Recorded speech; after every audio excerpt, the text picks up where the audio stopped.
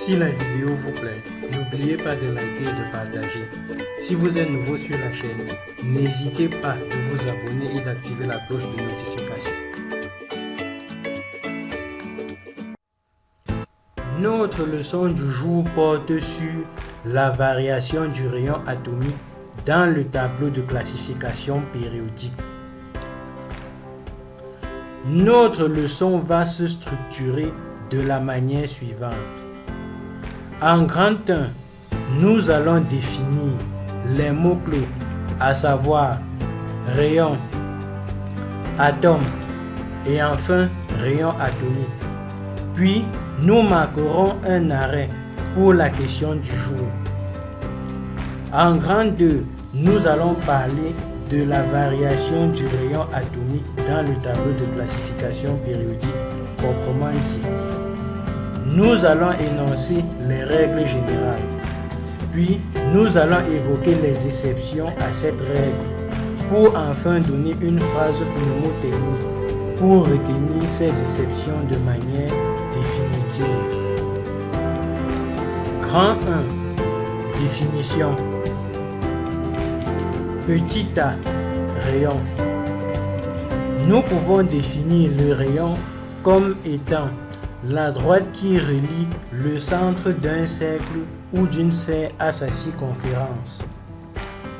En matérialisant ceci, nous obtenons les figures suivantes.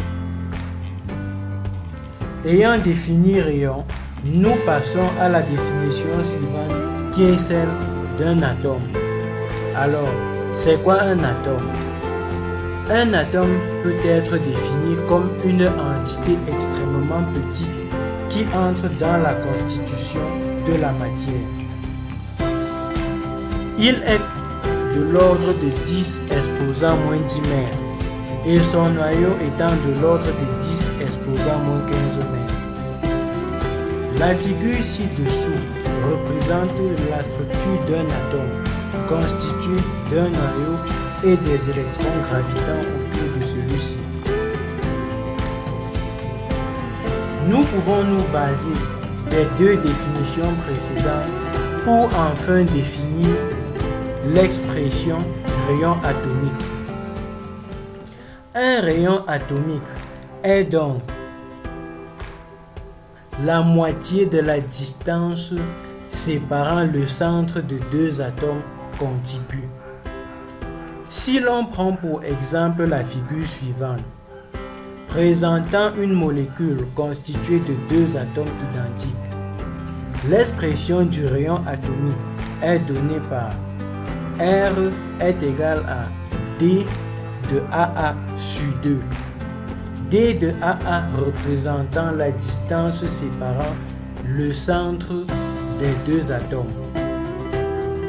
Bien, nous pouvons tomber maintenant à la rubrique la plus intéressante, à savoir question du jour. Êtes-vous prêts? Alors, à vos claviers. Quels sont respectivement les éléments ayant le rayon atomique le plus petit et le rayon atomique le plus élevé du tableau de classification périodique? A. Le fluor et le francium. B. Le fluor et l'iode. C. Le francium et l'hydrogène. D. Aucune réponse n'est juste. N'hésitez pas à donner vos réponses en commentaire. Bien, nous passons maintenant au grand 2.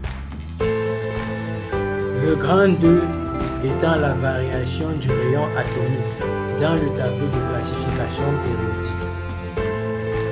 Le tableau que vous observez présente de manière générale la variation du rayon atomique dans le tableau de classification périodique. La règle est toute simple et est la suivante. Dans une famille, le rayon atomique augmente du haut vers le bas et de la gauche vers la droite dans une colonne. Les valeurs qui sont marquées en bleu dans ce tableau présentent le rayon atomique de chaque élément. Cette valeur s'exprime en picomètres. Le graphe suivant suivant présente la variation du rayon atomique dans le tableau de classification périodique. Nous pouvons tout de suite nous rendre compte des limites de la règle énoncée plus haut sur les points suivants. Pour retenir de manière définitive cette variation, nous pouvons utiliser la phrase suivante. Franck, Aurel et Nestor comptent clairement et bien les séries brodées de pagne sélectionnées par Sylvie et Azaël. Franck, mis pour fluor. O, mis pour oxygène. N, mis pour azote. C, mis pour carbone. Cl, mis pour chlore. B, mis pour bore. S, mis pour soufre. Br, mis pour brome. P, mis pour phosphore. Se, mis pour sélénium. Si, mis pour silicium. Et As, mis pour astate.